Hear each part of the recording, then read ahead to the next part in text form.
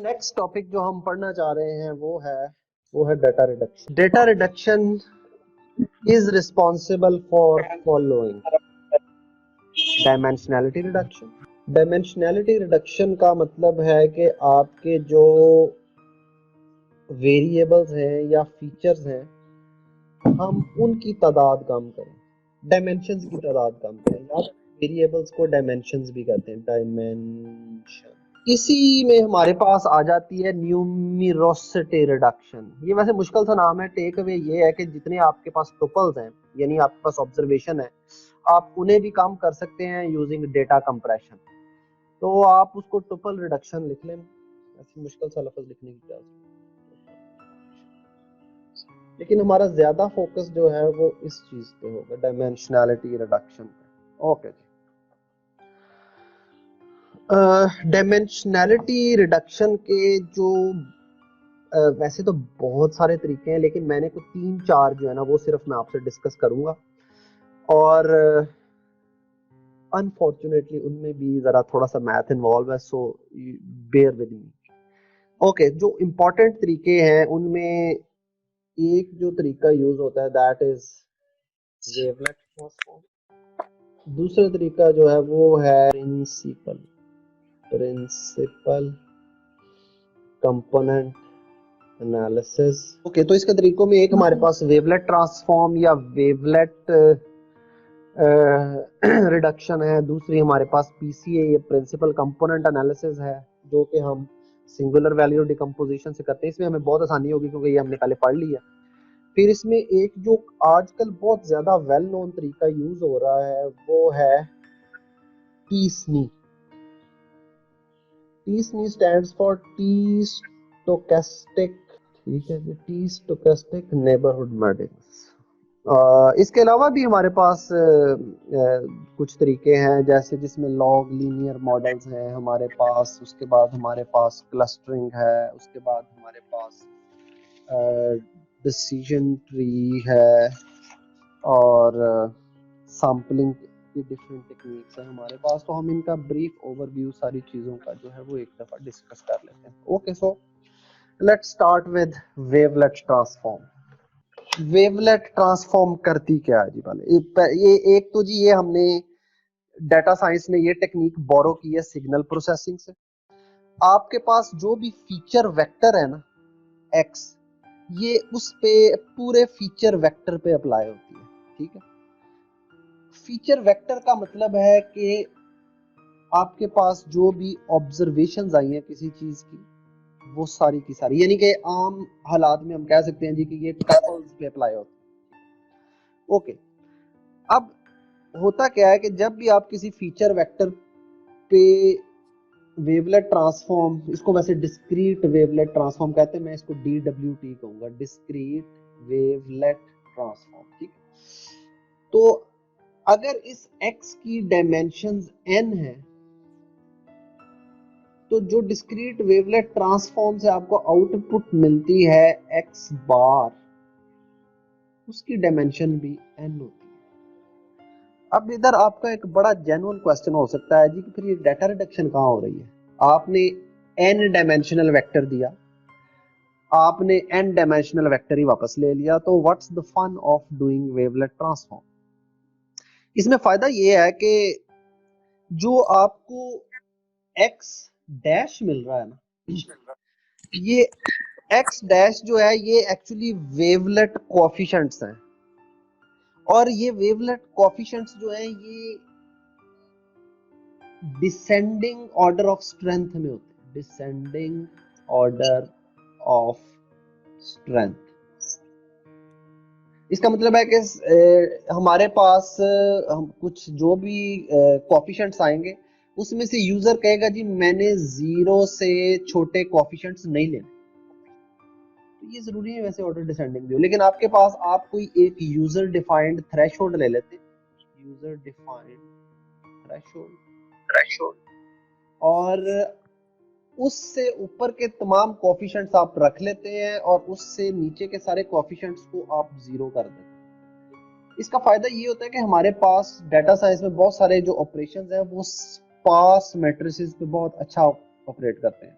Efficiently operate करते हैं। Sparse matrix by the way एक ऐसा मैट्रिक्स होता है जिसमें प्लेंटी ऑफ वैल्यूज जो है वो जीरो, यानी बहुत ज्यादा जीरो हो, सिर्फ कुछ वैल्यूज जो है वो नॉन जीरो, तो इस किस्म के मैट्रिक्स को हम स्पार्स मैट्रिक्स कहते हैं। तो अगर हम ये सारे अपने एक्चुअल डाटा को अगर हम एक स्पार्स मैट्रिक्स में कन्वर्ट कर लें तो फिर हमें इसको इम्प्लीमेंटेशन जो है उसकी हम बहुत ज्यादा एफिशिएंटली कर सकते हैं। और इवन अगर आप चाहें तो ये जो यूजर डिफाइंड थ्रेशोल्ड से नीचे के कोफिशिएंट्स हैं इनको आप इग्नोर भी कर सकते हैं। मेरा ख्याल है कि पहले हम डिस्क्रीट ट्रांसफॉर्म, अच्छा डिस्क्रीट ट्रांसफॉर्म कोई एक ट्रांसफॉर्म नहीं है, डिस्क्रीट वेवलेट ट्रांसफॉर्म ये ना पूरी फैमिली है, बहुत सारी है। जैसे मैं कुछ नाम लिख देता हूँ, जैसे हार्ट 2 है, डोबिचिस 4 है, फावियो 6 है, and so on. So it's a complete family of transforms, ठीक है। इसमें से हम ये ट्रांसफॉर्म जो है इसकी एक एग्जांपल कर लेंगे, लेकिन एसेंशियली जो बेसिक कॉन्सेप्ट्स हैं वो यही है कि आपने n डायमेंशनल वेक्टर को एक दूसरे n डायमेंशनल वेक्टर्स में कन्वर्ट किया जिसमें आपके पास जो डायमेंशंस हैं अब वो वेवलेट कोएफिशिएंट्स हैं, और आप कोई भी यूजर डिफाइंड थ्रेशोल्ड जो है उससे ऊपर के कोएफिशिएंट्स रिटेन रख सकते हैं और उससे नीचे के कोएफिशिएंट्स जो हैं वो आप इग्नोर कर सकते हैं, ठीक है। पहले हम एग्जांपल कर लें, फिर मैं इसके कुछ फायदे भी डिस्कस करूंगा, क्योंकि जब तक आप इसको देखेंगे नहीं तब तक आई डोंट थिंक कि आप इसको अप्रिशिएट कर सकते हैं। So let's do an example of hard to wavelet transform. Suppose करें आपके पास एक सीक्वेंस जो है वो इस तरह दिया गया है।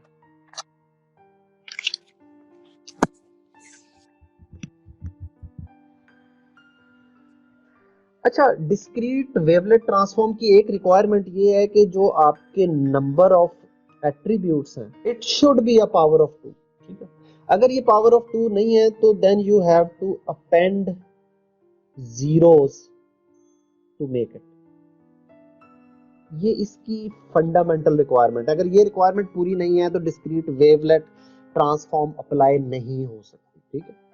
तो मैंने तो चूंकि जो वैल्यूज ली हैं वो ऑलरेडी 8 वैल्यूज हैं, इसलिए हमें इसमें अपेंडिंग की जरूरत नहीं पड़ेगी, लेकिन अगर ये 7 होती तो आखिरी वैल्यू में 0 कर देता, एंड सो ऑन। सो हमें जो है ना 2n जो है उसमें हमें वैल्यू चाहिए ताकि हम डिस्क्रीट वेवलेट ट्रांसफॉर्म लगा सकें। ओके, सो अब अगर आपने डिस्क्रीट वेवलेट ट्रांसफॉर्म कैलकुलेट करनी है तो जो एक आसान तरीन तरीका जो समझ में आ सकता है वो ये है कि आप 3 कॉलम्स बना,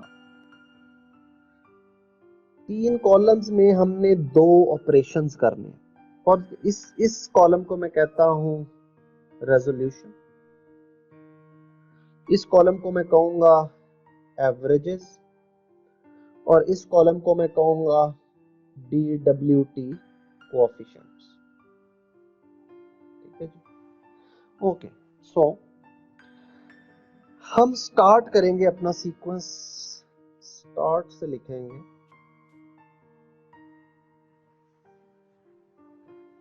और उसके बाद हम जो भी ऑपरेशन करेंगे हम पेयर वाइज करेंगे, क्योंकि हम हार्ड 2 कर रहे हैं तो ये पेयर वाइज ऑपरेशन करते हैं। इसका मतलब है कि मैं 2-2 लाइनें लगा देता हूं। जो 2 ऑपरेशन हमने करने हैं वो ऑपरेशन है एवरेजेस में हम लिखेंगे a plus b divided by 2, और DWT कोएफिशिएंट्स में हम लिखेंगे a minus b divided by 2। Okay, इधर हमने चूंकि अभी कुछ भी रिजॉल्व नहीं किया तो हम इधर 8 का 8 लिख देंगे, और उसके बाद हम एवरेजेस में अब लिखेंगे a plus b divided by 2। So 56 plus 40 divided by 2 is 48। 8 plus, okay, ये सीक्वेंस मैंने अभी इधर लिखा और मैंने 3 कॉलम बना लिए, यहां तक ओके, ठीक है।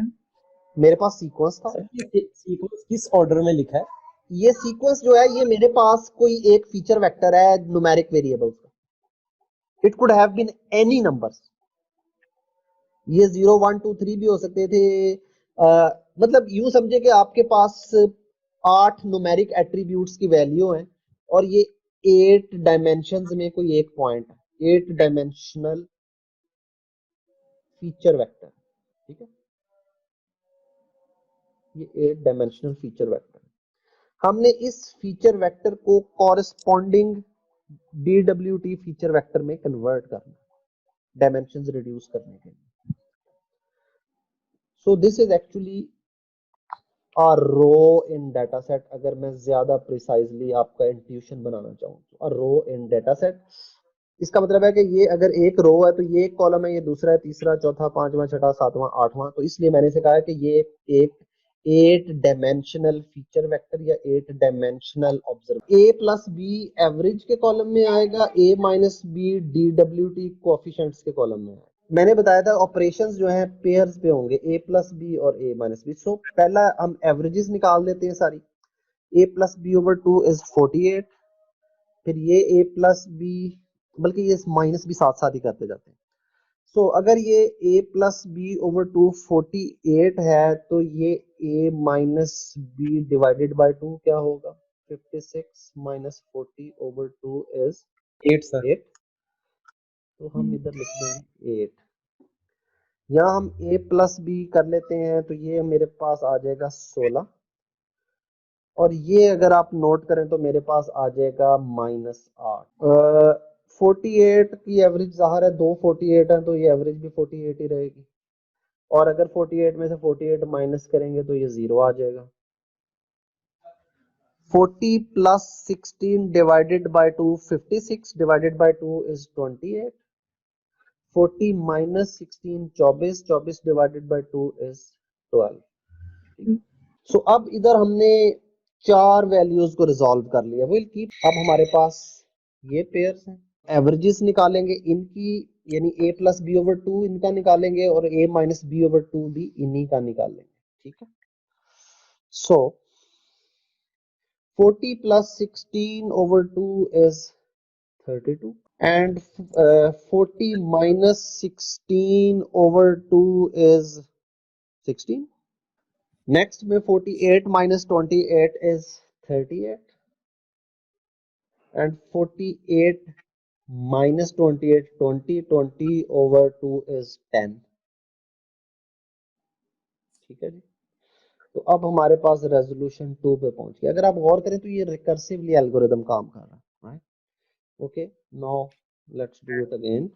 सो now this is 70 divided by 2 is 35 and 32 minus 38 is -6 divided by 2 is -3। सो अब हमारा जो रेजोल्यूशन है वो 1 पे पहुंच गया, और जब रेजोल्यूशन 1 पे पहुंचेगा तो एल्गोरिदम जो है वो टर्मिनेट हो जाएगा। जब एल्गोरिदम टर्मिनेट हो जाएगा तो इसका मतलब है कि अब हमारी डिस्क्रीट वेवलेट ट्रांसफॉर्म कोएफिशिएंट्स जो हैं वो कैलकुलेट हो गए हैं। 8 वेक्टर्स के लिए 8 कोएफिशिएंट्स। वो कोएफिशिएंट्स क्या है, ये फर्स्ट कोएफिशिएंट है, ये सेकंड है, ये थर्ड है, ये फोर्थ है, ये फिफ्थ है, ये सिक्स्थ है, ये सेवंथ है, ये एट्थ। सो नाउ हमारे जो DWT है एक्चुअल सीक्वेंस की, दैट इज, देखिए हमने यहाँ से स्टार्ट किया था रेजोल्यूशन 8 से, तो ये रेजोल्यूशन 4 पे हमारे पास ये कोएफिशिएंट आया, रेजोल्यूशन 2 पे ये है, रेजोल्यूशन 1 पे ये है। हमने क्या किया, ये कोएफिशिएंट्स लिखने शुरू कर दिए। सबसे पहले 35, फिर -3, फिर 16, फिर 10, फिर 8, -8, 0 and 12। Okay, so now user supplied threshold is 0। User कहता है जी कि 0 से नीचे के कोएफिशिएंट्स मुझे नहीं चाहिए। so now we have 35, 0, 16, 10, 8, 0, 0, 12। so that is your reduced vector। अच्छा, एक चीज जो DWT की खास बात है वो ये है कि DWT is reversible, यानी ये जो मेरे पास कोएफिशिएंट्स आए थे ना, इन कोएफिशिएंट से मैं ओरिजिनल फीचर वेक्टर जो है वो रिक्रिएट कर सकता हूं। जी अभी आपने 0 0 2 दफा लिखा है। जी, मैंने कहा था कि यूजर सप्लाइड थ्रेशोल्ड जो है ना, थ्रेशोल्ड, यूजर कहता है जी कि मैंने 0 से छोटे कोएफिशिएंट्स नहीं एक्सेप्ट करने। जी सर, हमने यही कहा था ना कि DWT में आप कोई यूजर अपना कोई एक थ्रेशोल्ड दे सकता है, कहता है जी इससे वीक कोफिशिएंट्स मुझे नहीं चाहिए, इससे स्ट्रॉन्ग कोफिशिएंट्स जो डाटा के हैं मुझे सिर्फ वो चाहिए। तो मैंने थ्रेशोल्ड 0 रखा, इसका मतलब है कि -3 इज लेस देन 0, तो मुझे -3 नहीं चाहिए, उसकी जगह मैं 0 लिख दूंगा। इसके बाद -8 इज लेस देन 0, तो मुझे -8 भी नहीं चाहिए, उसकी जगह भी मैं 0 लिख दूंगा। 0 इज इटसेल्फ 0, तो इसलिए 0 लिख दूंगा, और and so on. So now this is a sparse version of DWT।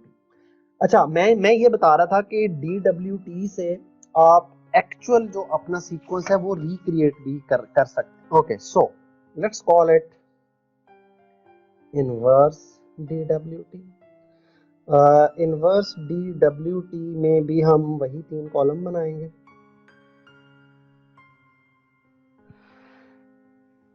This is averages column and this is coefficients column. अच्छा, इसमें लेकिन हम ऑपरेशन जो परफॉर्म करेंगे वो है a plus B and a minus, ये 2 ऑपरेशन हम परफॉर्म करेंगे। एवरेजेस के लिए हम a प्लस बी परफॉर्म करेंगे और दूसरे के लिए हम a माइनस बी परफॉर्म करेंगे। ठीक है जी, ओके। सो अब पहले हम सर मेरा एक कोफिशिएंट्स लिख लेते क्वेश्चन हैं। है जी जी, पूछिए।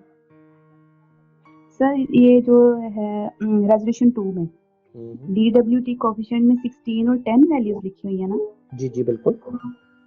तो सर ये जो 8 माइनस 8 है उसको हम a माइनस बी करेंगे तो 8 प्लस 8 ना हो ना जाएगा। ना ना ना ना ना, कोफिशिएंट्स पे हमने कोई कैलकुलेशन नहीं करनी, ये याद रखिए। ये सारी कैलकुलेशन मैं कर रहा हूँ एवरेजेस पे, कोफिशिएंट्स पे तो मैंने कभी कोई कैलकुलेशन नहीं की बेटा। Now we want to do a plus B and a minus B. So जी हम इधर से स्टार्ट करते हैं। 35 प्लस बी, यानी कि मैं इसको लिखूंगा 35 plus B and 35 minus b. ठीक है, so this would become 35 plus में से -3 निकालें तो ये 32 बन जाता है, और 35 माइनस 3 करें तो एक्चुअली ये 35 प्लस 3 हो जाएगा। ठीक है, और इधर हमारे पास अगले कोफिशिएंट्स आ जाएंगे 16 और 10। ठीक है, ओके। अब हम फिर a प्लस बी करेंगे और a माइनस बी करेंगे। 32 जमा 16, 32 जमा 16 is 48। 32 minus 16 is 16. Similarly, 38 plus 16 is 38, 48, 54.